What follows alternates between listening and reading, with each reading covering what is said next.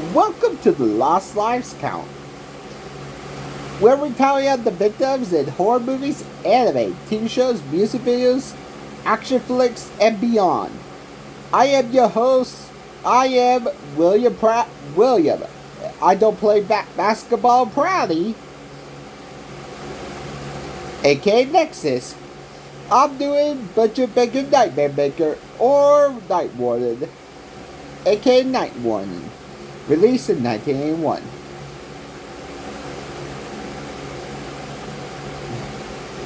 Honestly, William Ashter is a beyond normal twist than his usual wholesome TV sitcoms. He actually wrote I Love Lucy, Bewitched, and writers Stephen Bauer and Boone Collins and Alan J. Gutman. Collins later wrote the B for like Abduction and Sleepover Nightmare. It's about a basketball star, Billy, is already claimed a scholarship and finally gonna move out. His intensely obsessed and deranged Aunt Cheryl completely snaps as she goes a blade knife rampage and machete mask rampage. Blade kitchen knife and machete rampage to keep him home.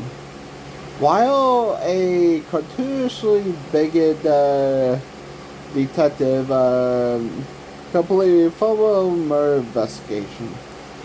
If you're actually wondering, I will enjoy Paul.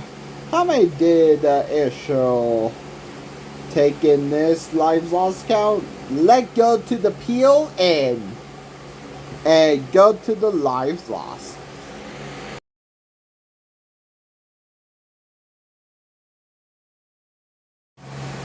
This movie begins with a title card.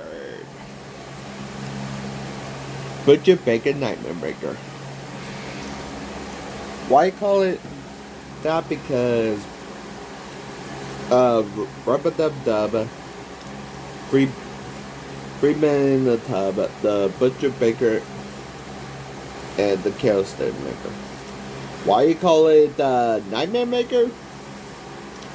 Well, it's a big spoiler. I'm actually not going to say, but I will say Cheryl want to infantilize Billy, but I will actually not say what he was. If she going to infantilize him with until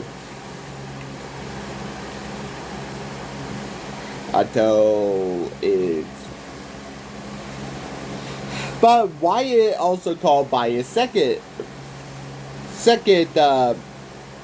one, Night One. Because Butcher Baker was supposed.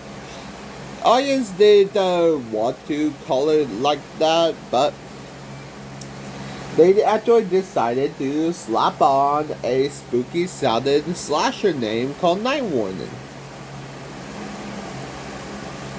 But Billy, Mom, and Dad. Billy's lunch seer, played by Gary Baxley, and Lynch, played by Carrie Kimler. Both of them are never been on my channel before.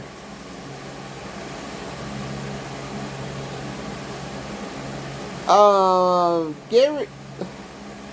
They are both stunt performers.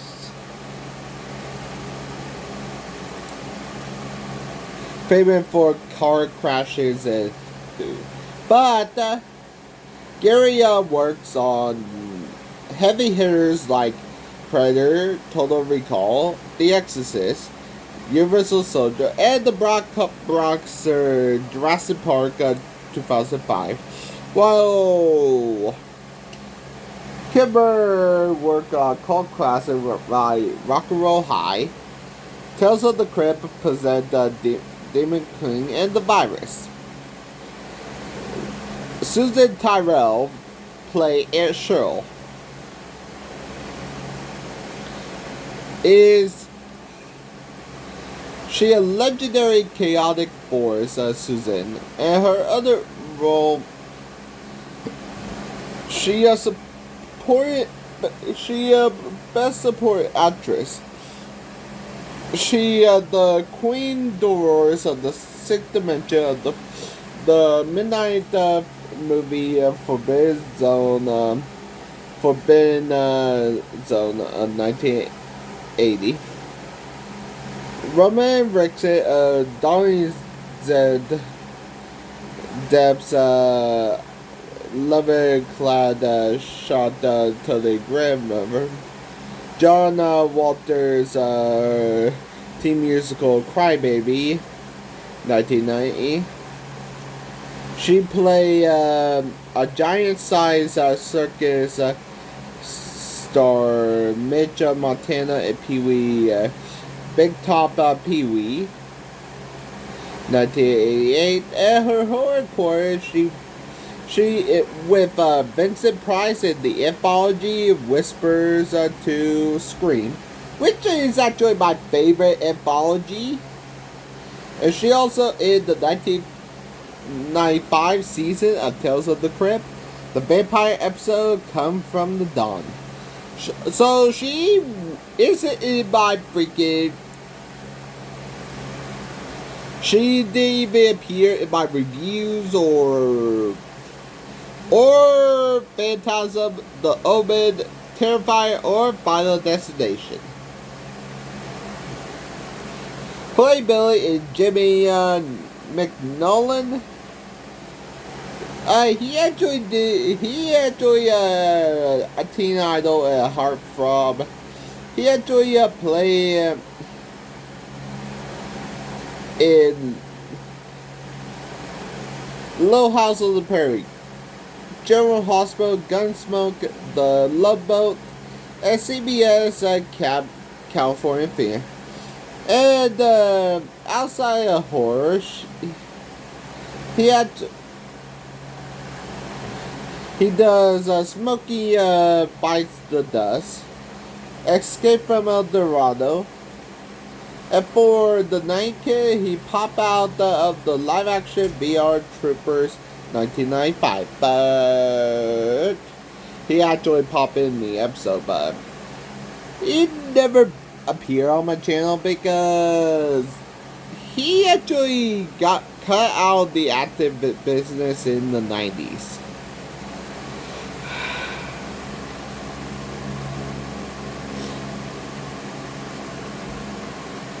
But the little toddler that played Billy is a total ghost. The actor is just a film a little cast that now sequence before the spoiler I will not mention, and he never been on my cast. Nope, since his identity to Lost in Time, he never appeared anywhere. Anna and Billy, a senior, are going on a trip, and Billy stayed with Cheryl, but he cried and Cheryl, honestly, it frees, and Cheryl knows they're not coming back alive. A Dennis Hensley, Richard, and possession. And the driver and the photos of Billy can't break. They can't control. Honestly, Bill can't. The brakes are not working, and can't control the car. Now he can't control the car. And the log truck, 2 minutes and 15 seconds decapitate him.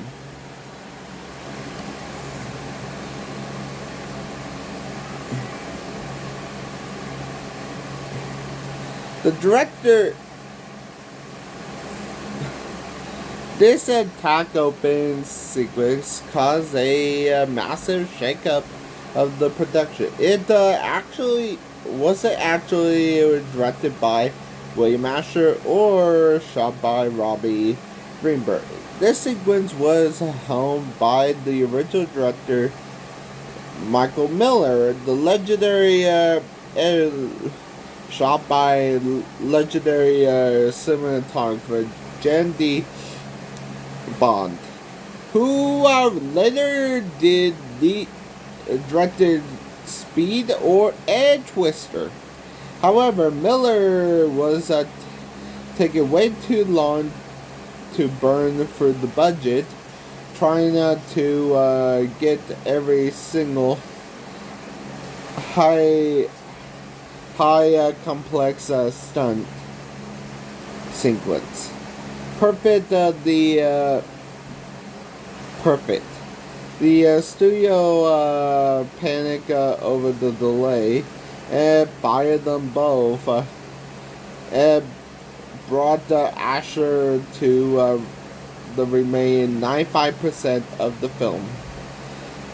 The blueprint of Final Destination, long before the 2003 highway pileup, give an entire generation a permanent phobia of driving log trucks. Butcher Bacon Nightmare Maker pioneered the trope, and practical effects crew use a dummy rig that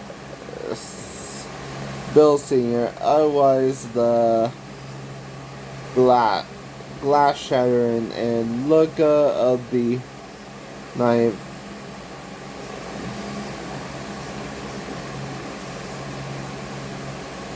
The movie was adaptation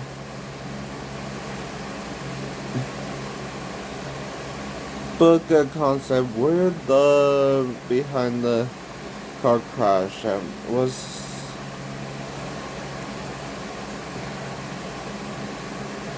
However, despite the burial crash, the heavy pride that Cheryl sabotaged it right from the jump, realized they created from a psychological suspense.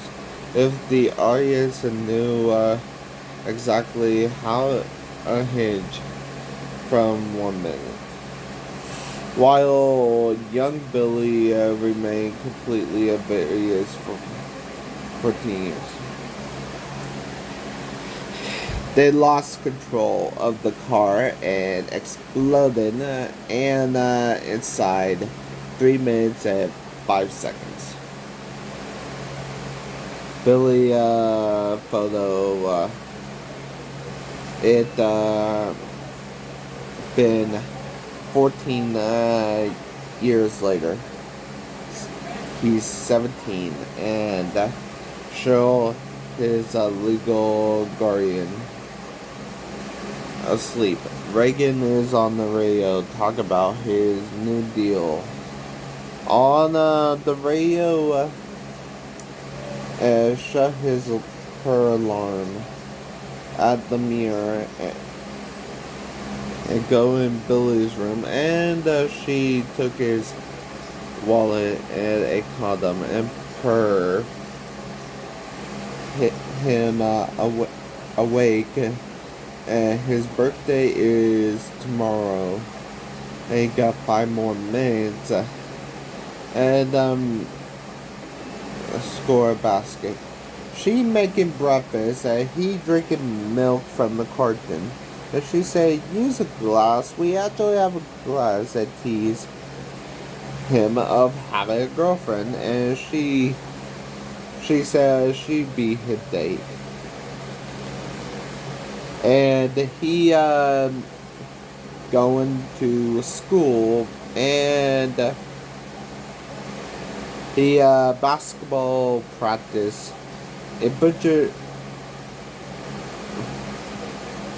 Uh, Billy's girlfriend, Julie, played by Julia Duffy,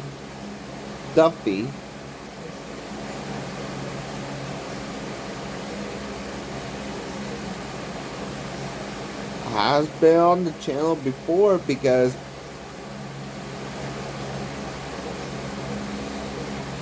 while the movie, if I already talked about, she was in Wacko, but I actually never did. She also a guest appearance in the Thanksgiving episode of the horror comedy Screen Craze as by Revis, but I never covered. But if you're actually wondering, she was on my channel.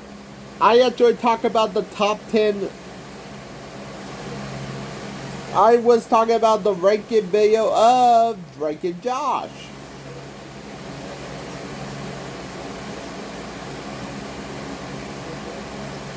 She was Miss Hafer, the mean teacher who hated Drake on Drake and Josh.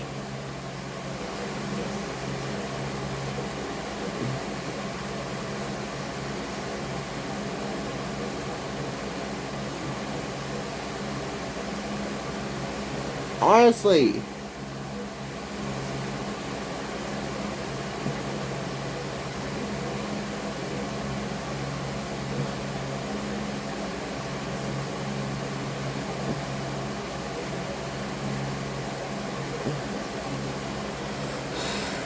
and we also have Stephen Eastin, who actually been on my channel before. He was in my previous Lost Lives count in Freddy's Revenge as a police officer.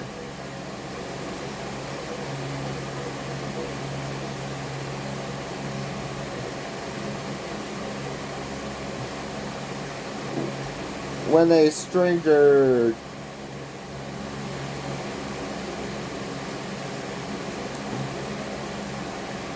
he also Detective Hines in When a Stranger Calls. Eddie Coley in Field of Dreams. Garda Frank Sell in Con Air. Paul Morgan in Steven Spielberg. Catch Me If You Can. Bulls in Robot Wars.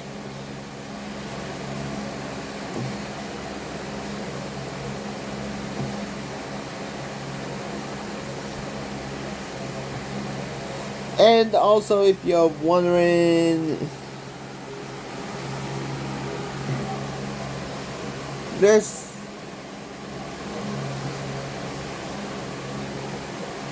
is one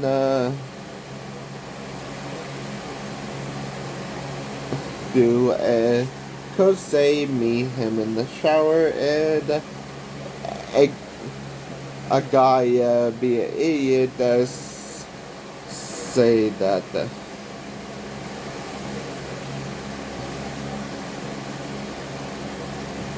Marge, played by late Tony nominee and singer Marcy Lewis. She haven't been appeared on my channel, but she should, because the only way I could actually make her appear if I actually covered the stuff. She only have a tiny uncredited appearance as Larry Cohen's cult classic about this yogurt that is addictive.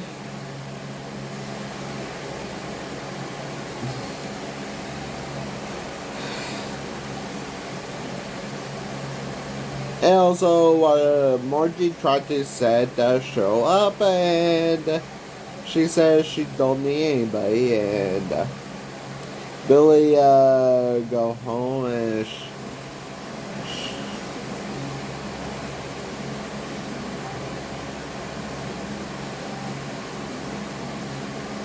got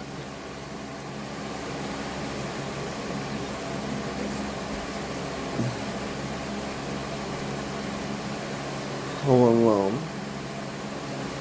Julie now got flashed by a camera by Julie.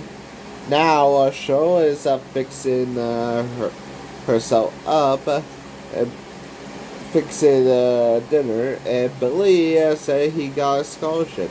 Cheryl doesn't look pleased because she had like a mob, and she doesn't want him to go and slap him, say you're not going. And he said he going if you want me to or not. And the morning of his birthday, she went to the basement and taking talking to somebody and wake up and give him his card and sing a little and read the card and say good luck. And Brother Repair, and Julie paid for his. She says she got Brother Repair coming, and Julie paid for his lunch. She gave him a gift, and she'll get ready for her day with her nephew, and she see Brody Phil Brody. Phil Brody, played by Richard Cox. And no, he actually is in the Cruising and Zombie Army, Star Trek, and Alter State. But he also in Law Order and Supernatural, but he haven't appeared on my Lives Lost Recount. Cheryl is trying to seduce him, but Phil wasn't having it anyway, and got mad and stabbed him in the back and the neck.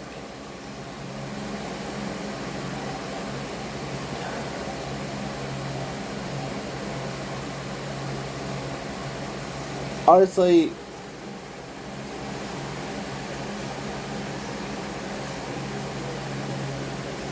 what actually happened is Billy saw this and poured blood on him. And Susan Tyler, incredible nominee, threw herself into the role, and the rest of the unhinged of the kitchen rage moment. The actual death claim. It was she actually claimed it self-defense, and I will tell you all about it.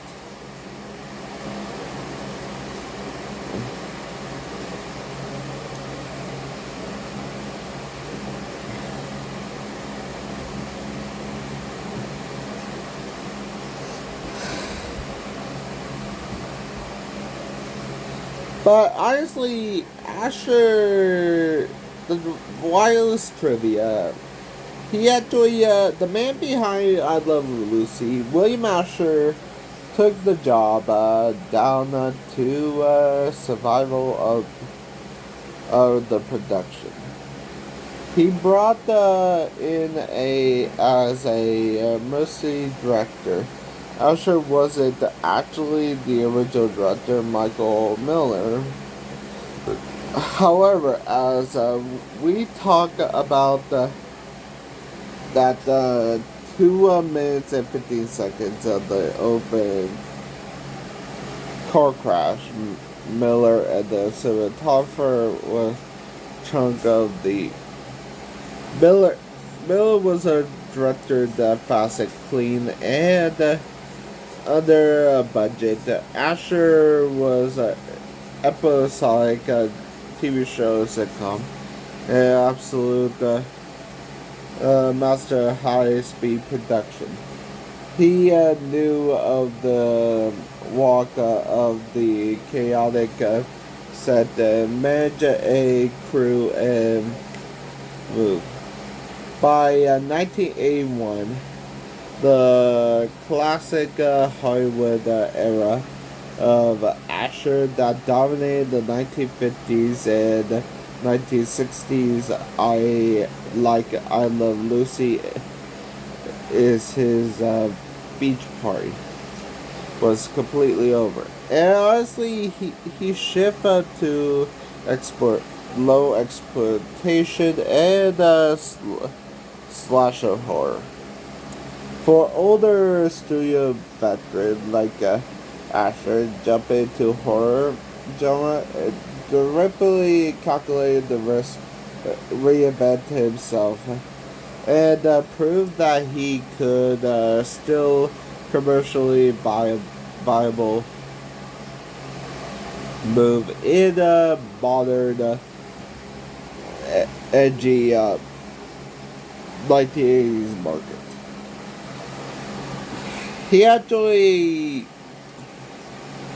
Asher set up of a positive gay character, a punchline of the villain, a hyper-style villain, Boom Collins and Stephen Ballmer.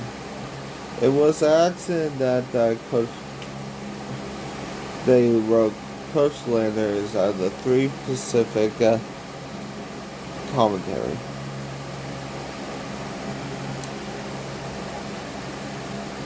Opie. For the backbone of the Boone Collins' own lifestyle, as a gay man himself, who came out to his family around that era, he experienced the massive wall of denial, hostility, and misunderstanding of his parents. Instead of writing standards, mindless and mass killer movies, Collins and Brenner want to use the horror genre to channel the real-world anxiety and want to write a movie that about the general terror of the young people trying to become a dependent adult while dealing with unhinged parental control and toxic social prejudice. In 1981, severe homophobia was widely accepted and heavily normalized in America. Culture. The writers didn't want to shy away from the ugly prejudice was by creating a good masculine supported character and Coach Langers with writers that curveball in the artist. The villain isn't a gay man.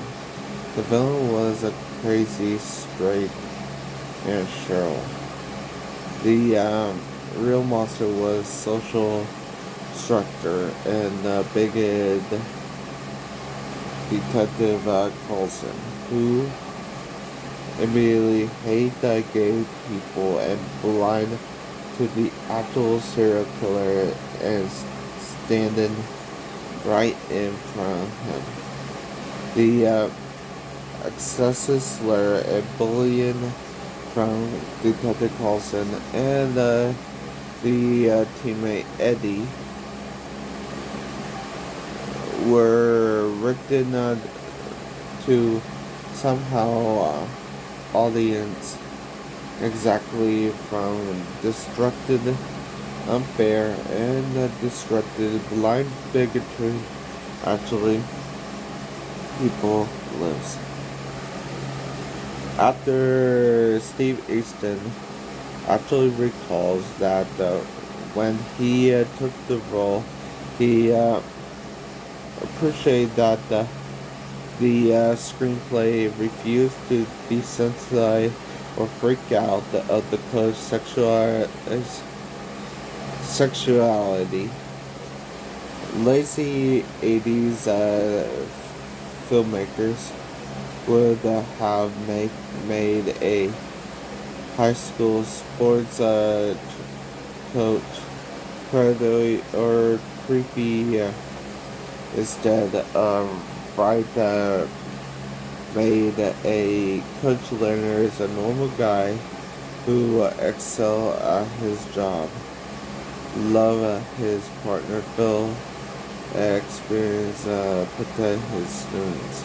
Even when his partner is boomer, he handles the immense tragedy with dignity, while the police department activities try to ruin his life.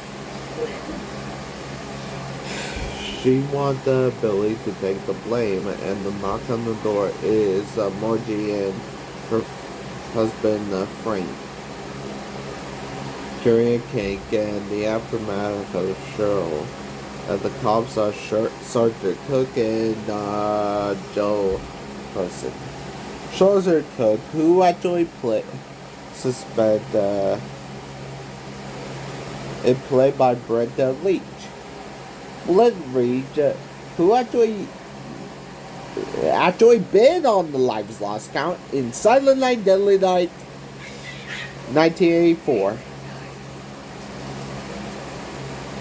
A heavy drinking owner who actually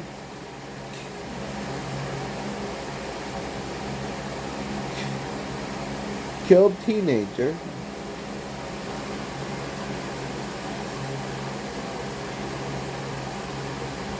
Who was killed by Billy Chapman.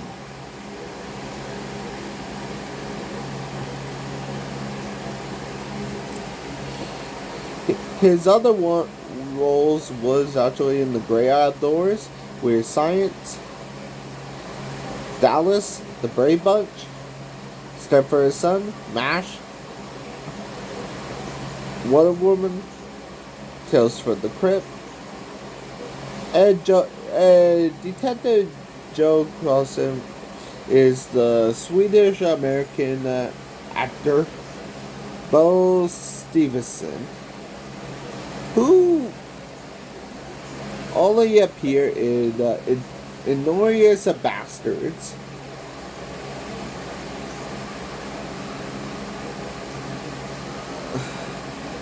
But he also in Deep Space, Kill Bill Volume 1, Volume 2.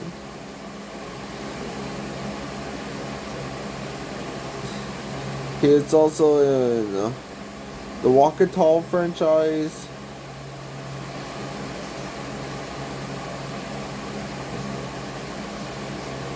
As Bruford the Pusser, Heartbreak Ridge, Dr. Ford,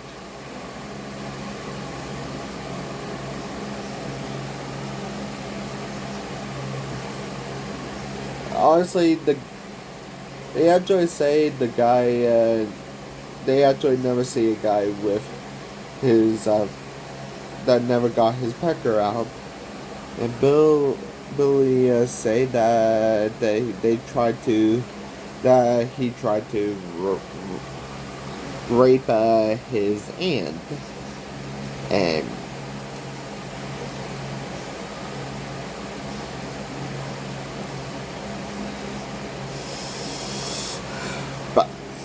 But the one thing is experience is and is actually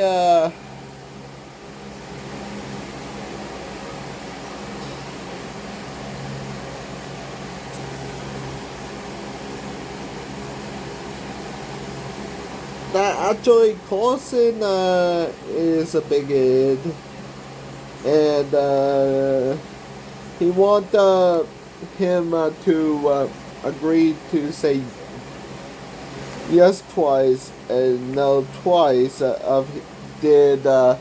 He want Billy to actually say that he's gay, so he can arrest him, but he can't. And Sergeant Cook is leaving. Billy arrive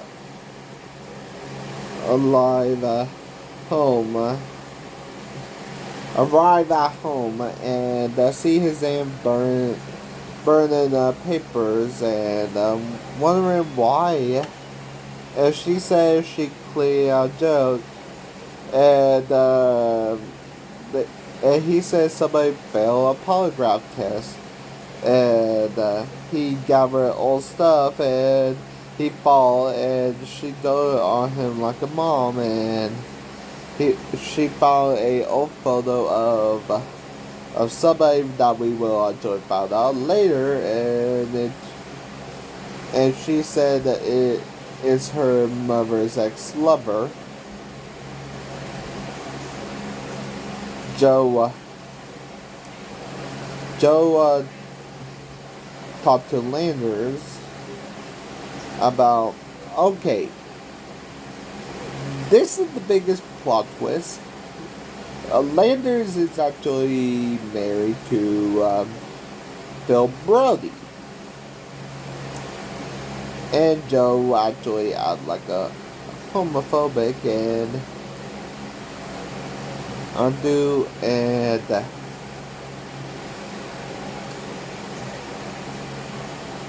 the doors and go to the basement, and we actually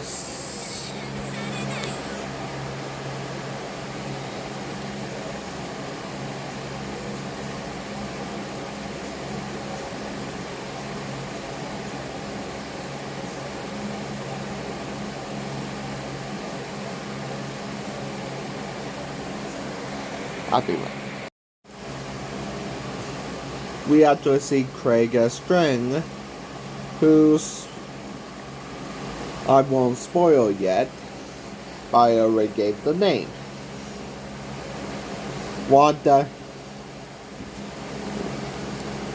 She wants to protect Billy, and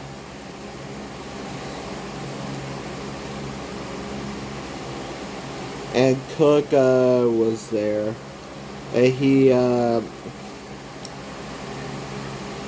went in and scared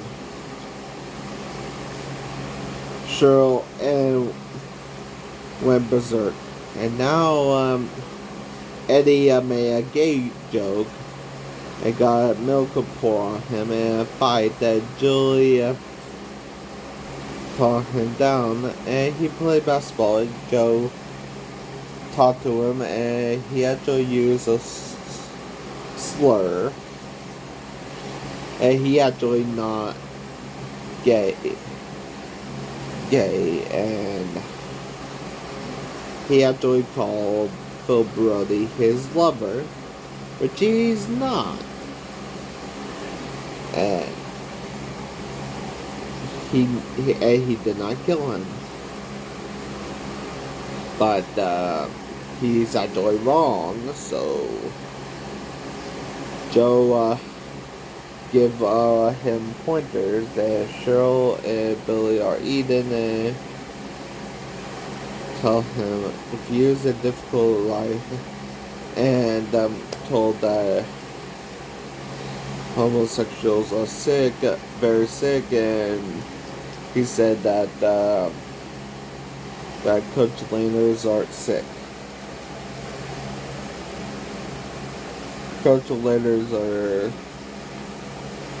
quitting, and the rest of they're trying to arrest him, and the girl let's say fuck you. Who actually play her is actually the girl arrested, or sometimes the prostitute. It's played by Gwen Van Dam.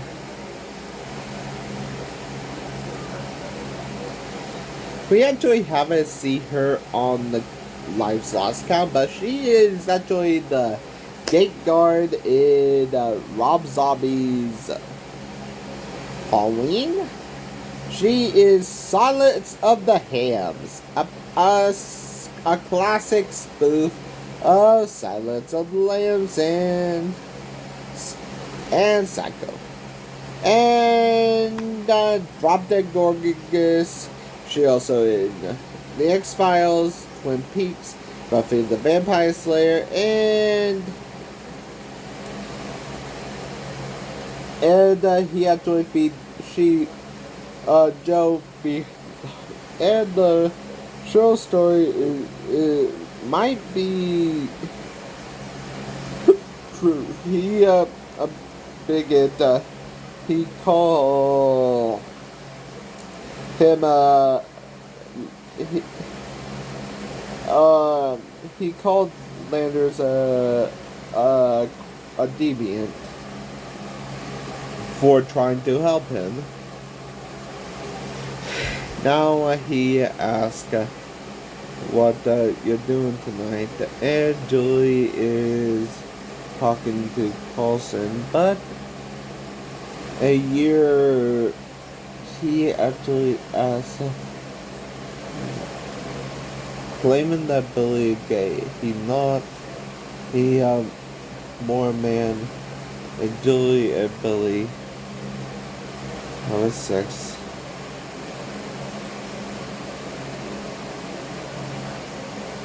But Billy getting drinks and told her business, and Billy say you have a great body, and until Cheryl got come out and Cook appears and came in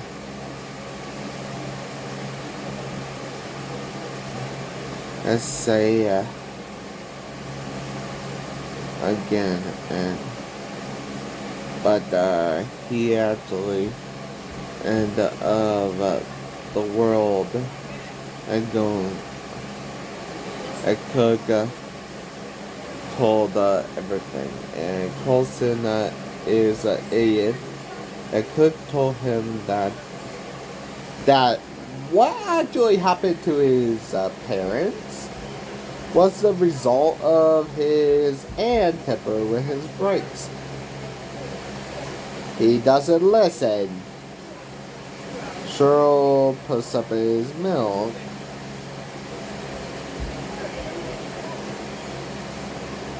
And he kissed Julia before the big game. He get tired, his vision blurry, and the basket. He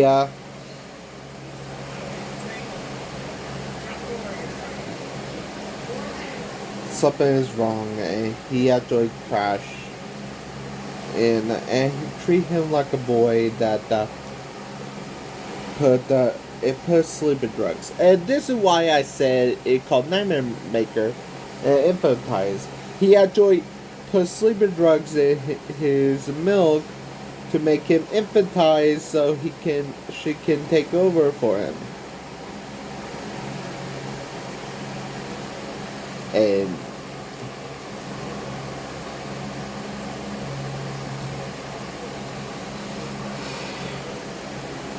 never wanted she lying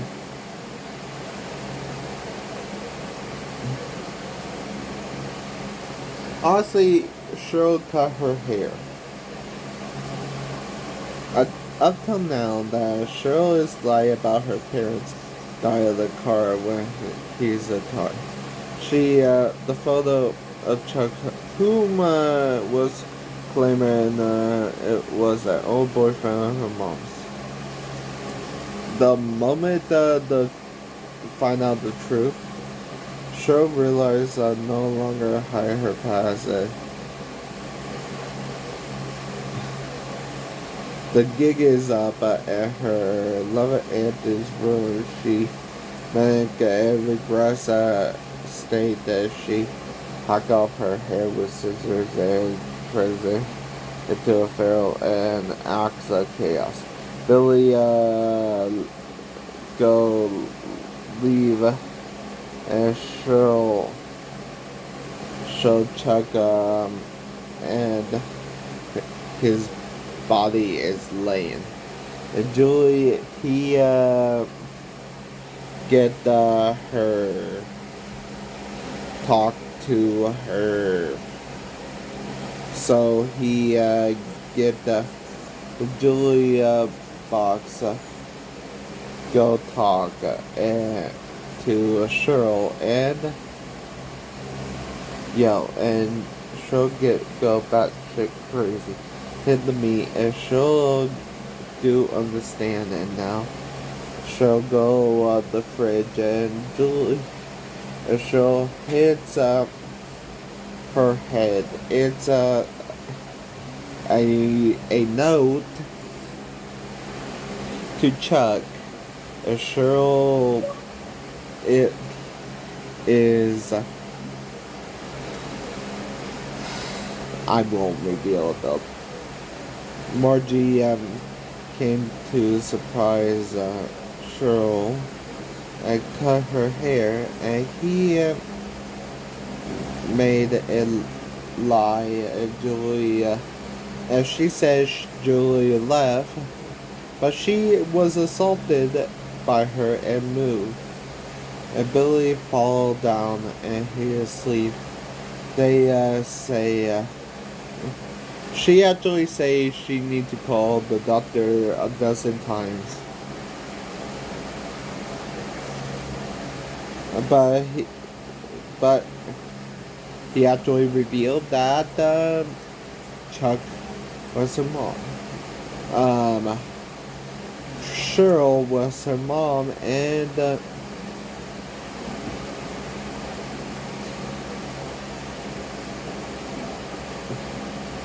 movie behavior of Beyond Ant, I believe, Dilly obsession, violent jealous of the girlfriend Julie, and affection of the boundary crossing of by revealing that she a biological mother, her twisted moment of into the place for the audience in her fractured mind by Billy isn't her nephew, he is hers.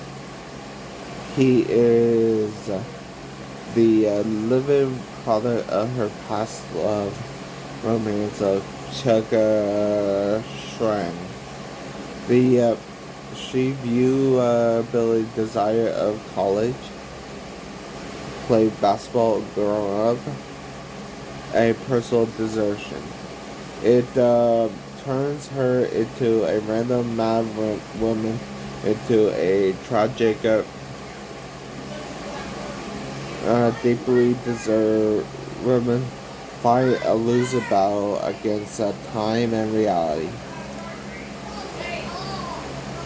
For a horror protagonist, the scary thing away from a monster house, it discover that your entire life is a beautiful lie.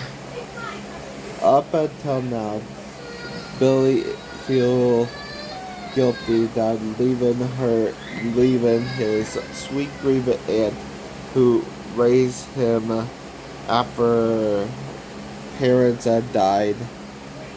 The moment that he finds his birth certificate, his identity is white, but he realized the woman that he trusted the most is a pathological liar. His tragic parents are fabricated. He was sleeping just 4 hours away from his biological father's mummified head in a jar, and realized strip away. Billy realized that it forced him to stop viewing Cheryl as a family member he need to protect and start viewing her as a bigger threat that truly is.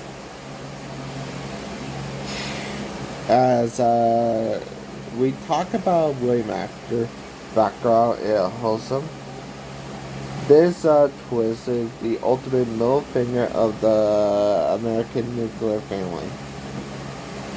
After Draka, the home scene, a bright, clean, normal, resemble a classic TV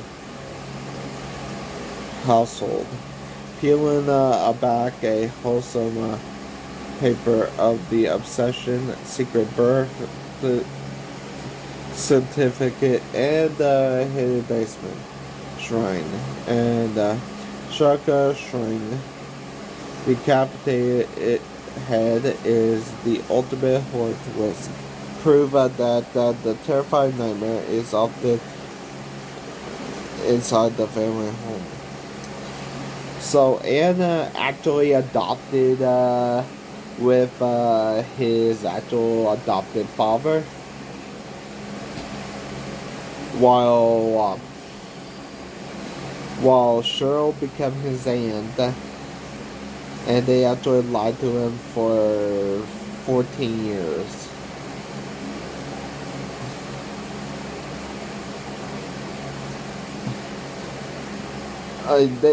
She actually got a call from Julie's mom, and she actually say that she haven't been here for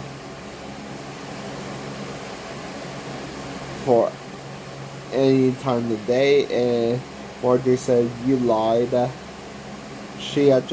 You said she had been here." Julie,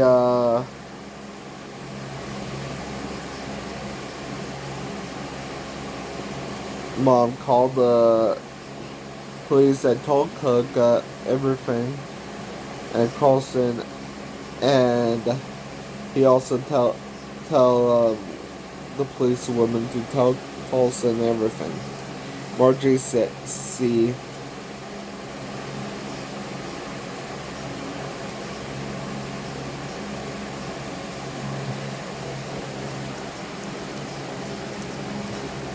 Camera, and Cheryl brought the milk and for Billy as she's singing, and forcing him to drink. And Margie is leaving and force him to drink cold.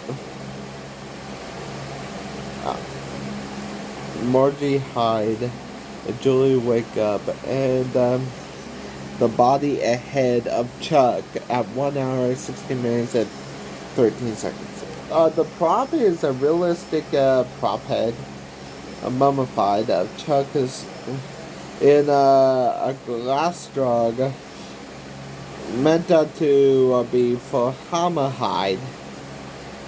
The real material is meticulous sealed, so they would disintegrate so wrap of the studio lights. The atmosphere.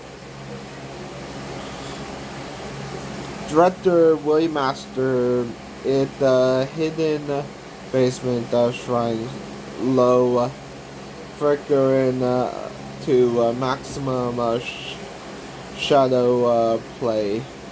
He wanted Julie discovered to feel claustrophobic and ancient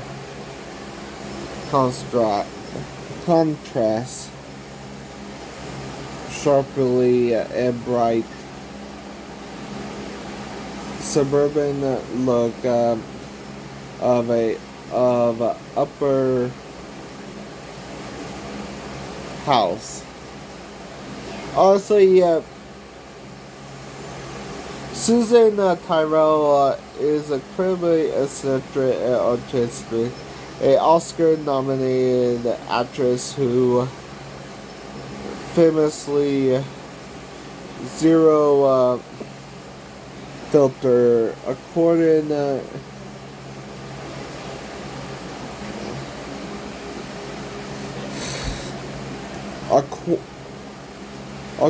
to crew members retro interviews, she absolutely despised the prop of Chuck for suspected reasons. Tyrell was a perfectionist and to cave emotionally reality of her scenes, she complained the prop head looked way too fake and rubbery, too generally scary, and arguably it looked like a cheap Halloween store leftover, rather like a mummified relic.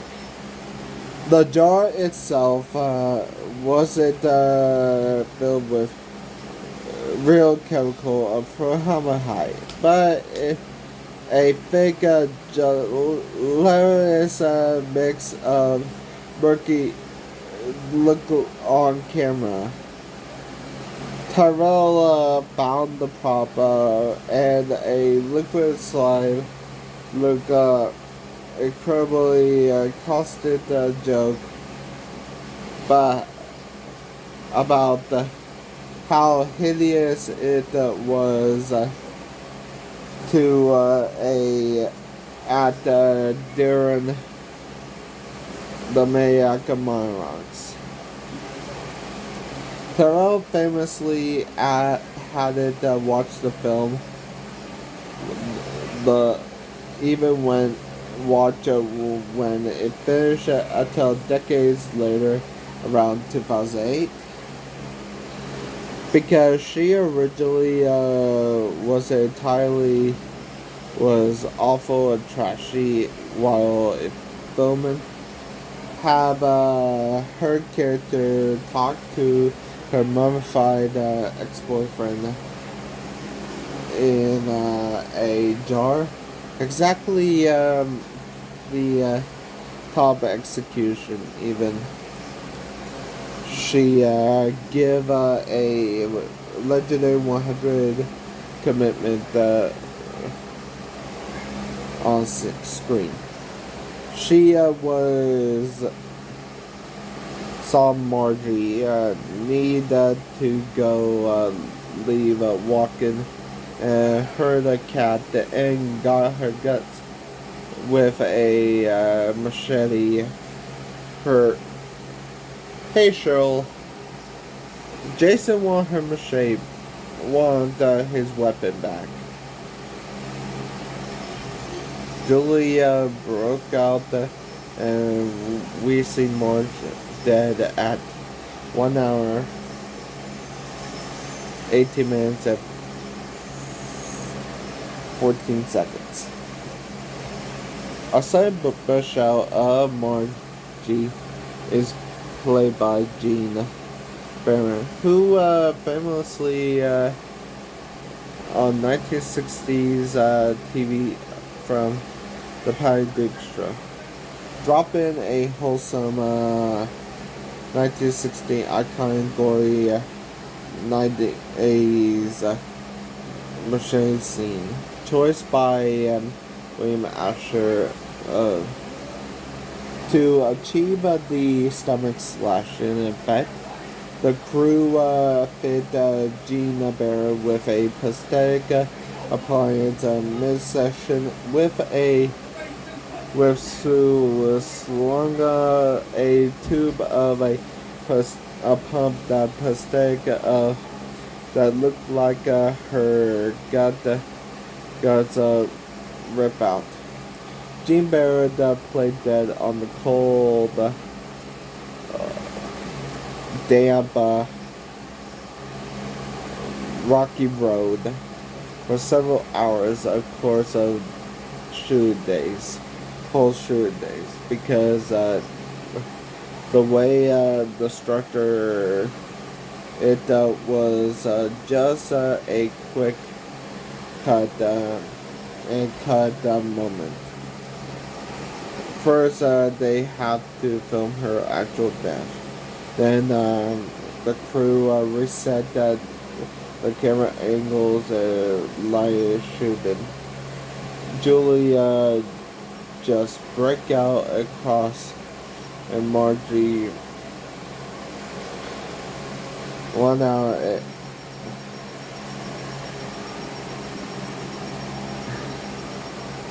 Brian lay completely still in dirt while special effect artists that sticky and cold fake blood. Duffy recalled that filming and was freezing. It was actually near the house. Me and Byron was shivering and looked like a perfect still corpse. Julie walked up Cheryl and the hand chopped off, slit the neck. Say here slut, I could die at 1 hour and 20 minutes. The practical head, though, before the 80s with the practical effects we have, we actually have the practical effects we got with a rubber hand and a fake blade. That make it extremely hard with old school film of the skin and texture and hair was fingerprints and all that cheap rubber that today artists use pure silicone, which movies reflect of the exactly like real fresh. In 1980s, they were stuck with using foam latex. Foam latex was incredibly fragile. Strike during the baking process and absorb fake blood like a sponge and ruin the water. She run after Julie. Billy is still groggy and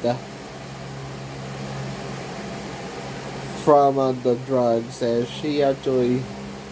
Julie came from the axe and run, and it's a cat fight. Lemmy, it's bark, arr, arr. For they fight, he try to get the phones, get to the phone, but someone survived. It might be Julie, and Billy tried to call someone, but Cheryl beyond going back. She tried everyone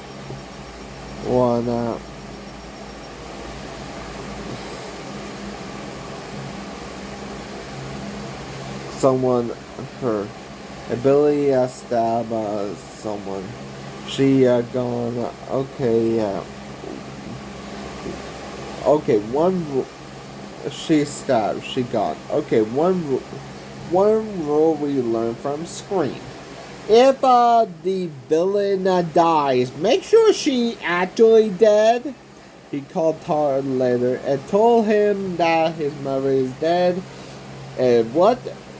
His mom, that he killed his mom? And Cheryl slashed her as he actually stabbed her in the stomach with a pitchfork at 1 hour 26 minutes in. Billy spent the entire movie passive because he didn't. His sweet aunt, though, he didn't believe that his sweet aunt, but his hesitation act, his aunt, he know the truth that his innocent aunt was his mother, a serial killer, and who murdered his father, Chuck. Cheryl completely lost his mind, hacked off her hair, tried to murder his girlfriend Julie, and Billy realized that both he and Julie are going to be dead. As Cheryl forced him onto bed and cradled him helplessly.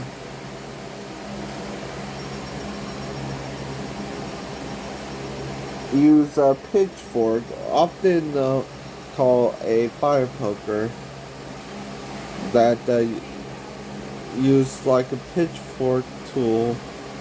It stakes her and honestly,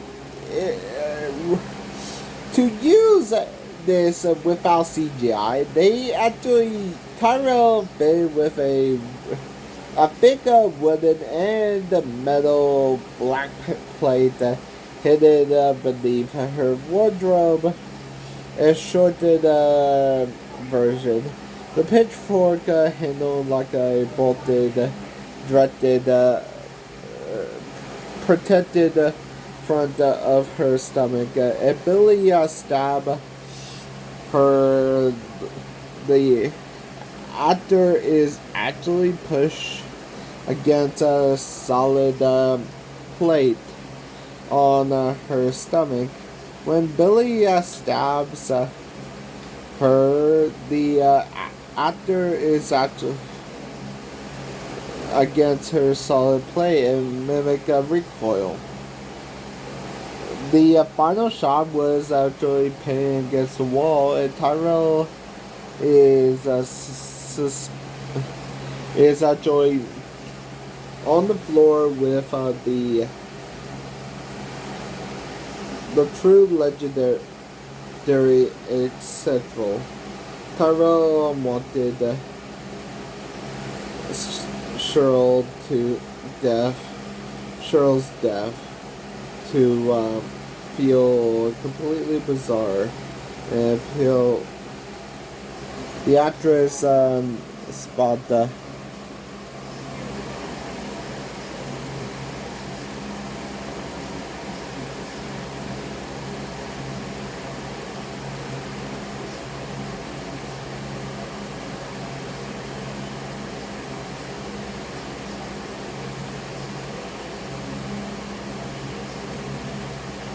Carson case that he going in. He thinks Billy and Landers did it, but Julie said no. It's actually Cheryl did it.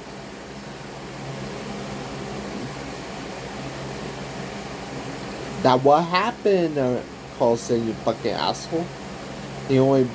He actually bitch slapped Landers with a gun, and Landers knocked the gun out of Billy's hand, cocked it, and shot down Landers 3 times with his own gun, and he bleeded out his mouth and dies a homophobe dead at 1 hour 29 minutes.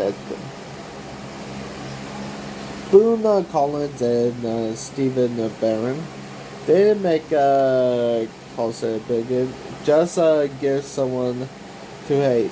Extreme predators and blinded to ruin. Carson hatred blind of his undoing.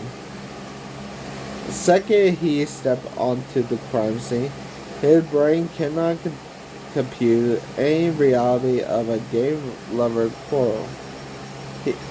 Because he completely obsessed with framing Coach Landers and proving his own hateful worldview. ignoring the mountain of evidence directly to Cheryl. His bigotry set of the serial killer chopping of the others known. In the late 70s and early 80s, the police never used aggressive, bigoted tactics against the LGBTQ plus community with zero tolerance. Paulson represents the unchecked, toxic authority. He weaponized slurs and intimidation because he represents the unchecked authority. He weaponized slurs and intimidation because he society at the time let him get away with it by having Billy, the innocent kid, and Carlson tried to ruin to be one of him and strip away the power.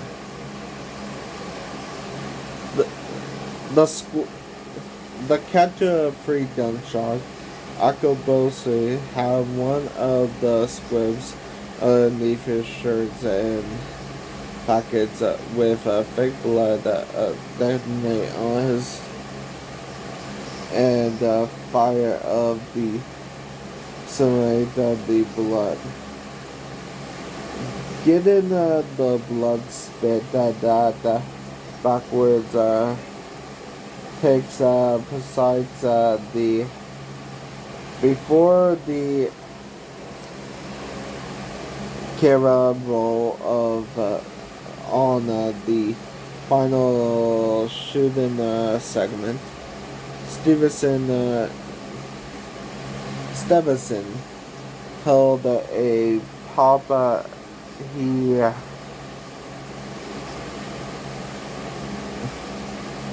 capsule of dark theatrical blood on his cheek, and moment of the squid pop, he bit on the capsule and the his lip suddenly long trauma from the torso.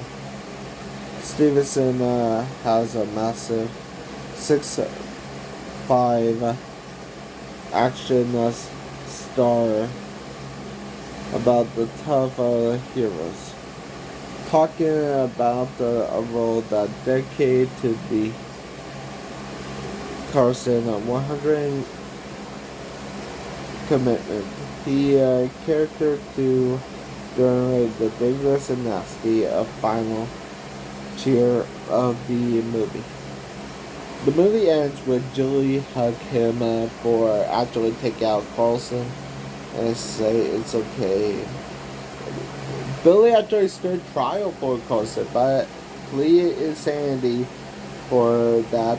But Billy and Julie head for Denver for university, and the movie ends. So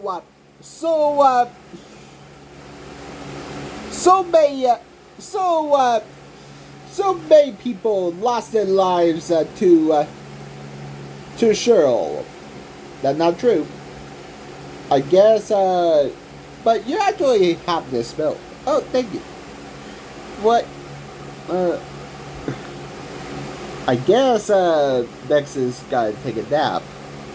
I'm sorry, we just had to go to the peeling of the numbers before we, go talk about this.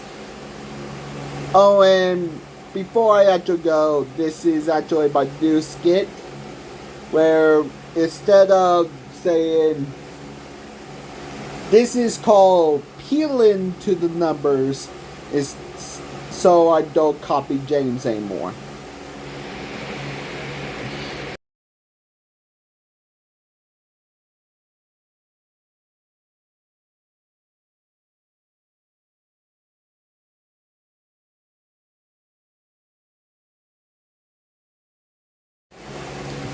With 8 people lost their lives in Butcher Baker, Nightmare Maker, or Night Warden,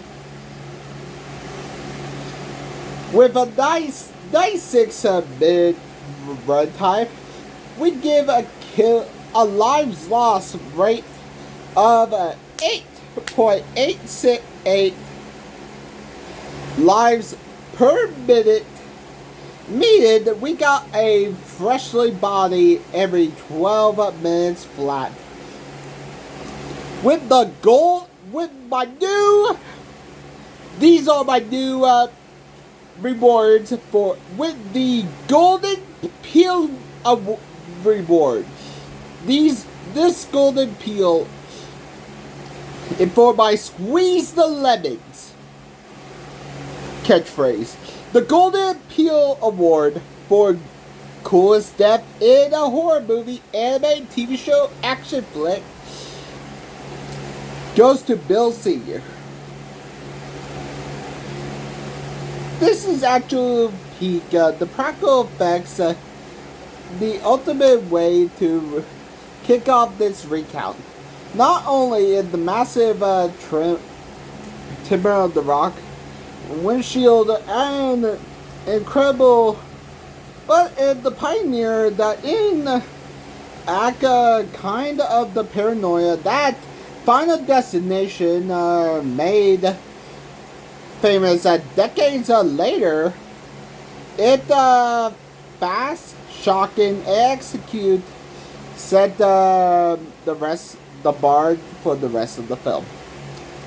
The Rotten Peel reward. This new reward go from our Whippy Axe reward.